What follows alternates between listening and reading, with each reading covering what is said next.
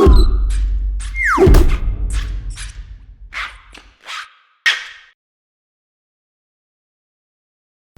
everyone, welcome to another Good e-Reader comparison video. My name is Michael. My name is Peter. Today we have the Tolino Vision versus the Amazon Kindle Paperwhite second generation. Now both of these devices use Encarta, which is the latest generation e-paper technology. What it does is it eliminates full page refreshes either every page or every 6 pages. Instead, you see a full page refresh every chapter. And this greatly enhances the overall responsiveness of both of these e-readers. As you can see with the Tolino Vision, the screen's flush with the bezel. So it's much akin to your smartphone or tablet. Whereas with the Kindle, there's there's a dip between when the bezel ends and when the screen begins, which makes interacting with, elements that are really close to the edges here a little bit tedious, especially when you have like bigger hands like I do. Aside from the Encarta, they both have the same resolution of 1024 by 758, and we have internal storage on the Kindle with 2 gigs. You have 4 gigs on the Tolino Vision, and there's a lot of things in common. Let's put the specs aside, because specs aren't everything when it comes to e-readers. It's how does it perform reading books? How does it perform reading PDFs? How easy is it to buy new content? And what type of options do we have? Well, first and foremost, with Amazon, they purchased Goodreads. What this does is allow you to tap into a social ebook community.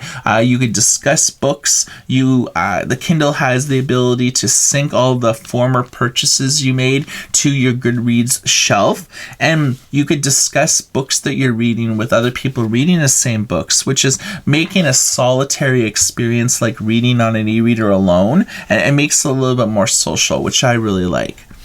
The home menus are pretty much in common. You have the top recommended reads from the ebook store on the Tolino Vision. It's Butcher, and here you have Kindle. And on the top here, these change depending on what you've accessed recently. But the Kindle's home screen has always been very library-ish. So whereas this kind of looks more like a home hub, you have to go to the library, which is on the Kindle, you're already in the library. So you don't have to take another step to get there. So it's not touchscreen in a respect that you could swipe to and from pages. You need to click on some of the UI elements. This might change in the future because this is brand new, whereas this has been around for a long time. So certain firmware updates will make this different in the future. Okay, let's look at the Ebook Experience to give you a sense on how these perform in real world conditions. So we'll go to the library on the Tolino and open up a book. So this is what it looks like by default on both of these guys. You got to tap at the top of the Kindle to get all the different options. We'll go to the text, which is usually indicated by a AA. So fairly similar. Very similar, you're right, yes. We have an extra option for text alignment, whereas everything's kind of laid out here on one page for the Kindle. But once you get into the next page, they look very much alike. So you actually have an extra option here called alignment. So that is a basically center, left, or left to right justification. You'll see that things can be changed that way. All the text changes live.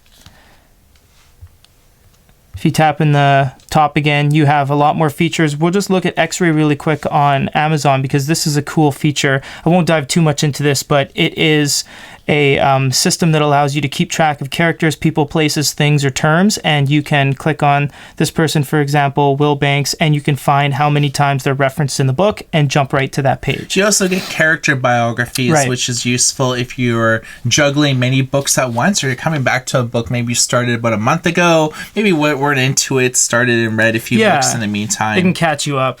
All right, so let's look at in terms of what you can do on the e-reader when you highlight words. So you have long press. It's kind of like a right click. You have dictionary, Wikipedia, more. You have translate on the Kindle, which is really cool because we can translate all this body of text into any language we want. So we can go English to Chinese traditional, and we've just done the whole page to Chinese. Yeah, with the Tolino, you're limited on what you can translate things to. As you can see, these are the only translations right here. And on Kindle, we have 5 I would say about maybe 15 different languages, Korean, Norwegian.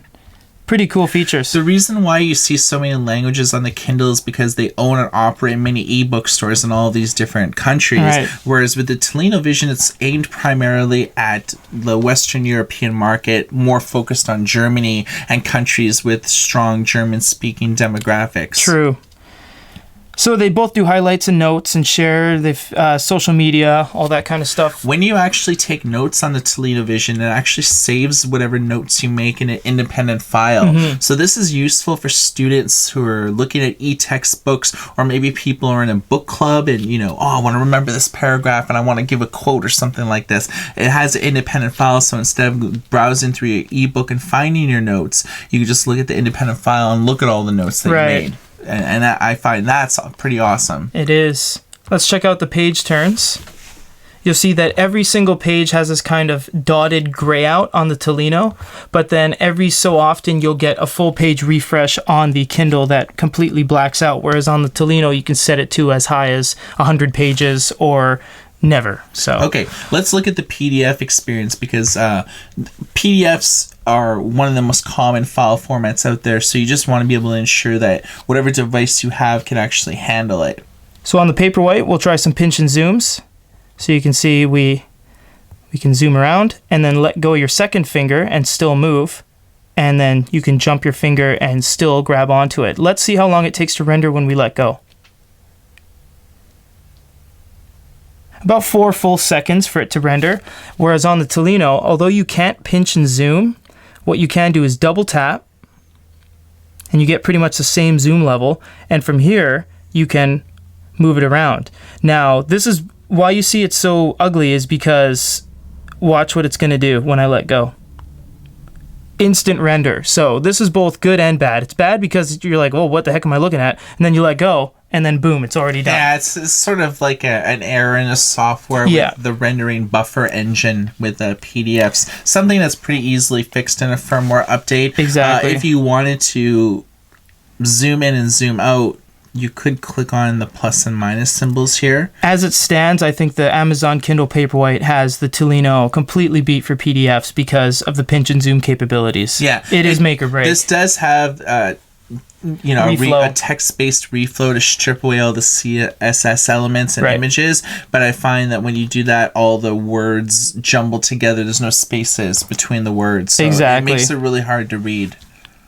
The Kindle has actually had a lot of trouble with PDFs, but we'll show one thing is that you can take any amount of text in a PDF, long press, and translate it into any language you want. So this completely breaks down the boundaries of, say, you have a magazine, even PDF, and you want to change everything to Chinese. You can. That's very advantageous. And the Paperwhite has actually gone through a PDF firmware update because this couldn't handle any PDFs you put on it because of the lack of RAM. Yeah, especially when you loaded in like PDFs that were greater than 50 megs. Exactly. Just wouldn't run it. It would just crash endlessly. Right. So the last thing that we're going to do during our comparison today is to show you the nighttime reading test. And this is an indication on how these perform in low light to dark conditions. So as you can see, we are in a dark studio now.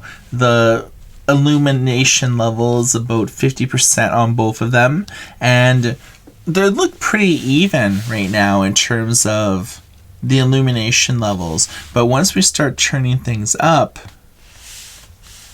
you kind of notice the difference. At max brightness settings, this is a little bit more crisp. You notice that the text looks more crisp. This looks a little bit more washed out. You can see here that even the blacks here, they're more richer.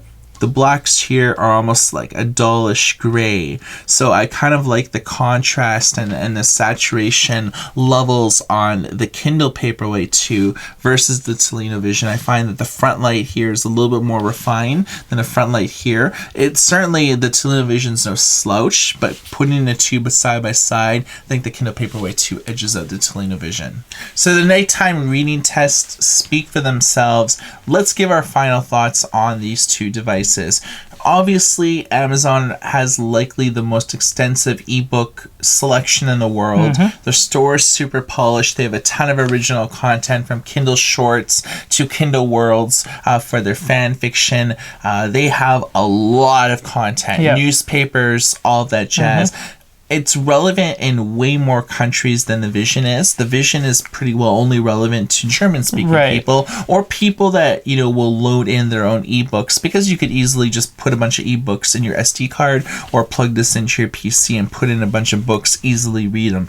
The Kindle has the advantage of a better PDF experience and more social media, such as Goodreads. The Tolino struggles heavily with PDFs, but makes a pretty damn fine good e-reader in terms of just your standard ebooks. I would say that I like the Tolino more in terms of the hardware, the overall build quality, the screen, the look, the touch capabilities. I think it's a better e-reader, but because this has been out for so long and it's tried and tested and refined, this handles anything you put on it a lot better than the Tolino. Tolino has a lot of drawbacks, and I think that a couple firmware updates should solve a lot of the problems, but as it stands, the Kindle will perform better, but the Tolino is a better e-reader in terms of its build quality and hardware. I agree. So what do you guys think? You've heard our opinions. Weigh in on what your thoughts are by dropping a comment on this YouTube video. If you're watching this video on another website, you can check out youtube.com/goodyreader for all of our videos. We have close to about 1,000 now, so there's something for everyone. About over 1 million hours of footage that you can watch.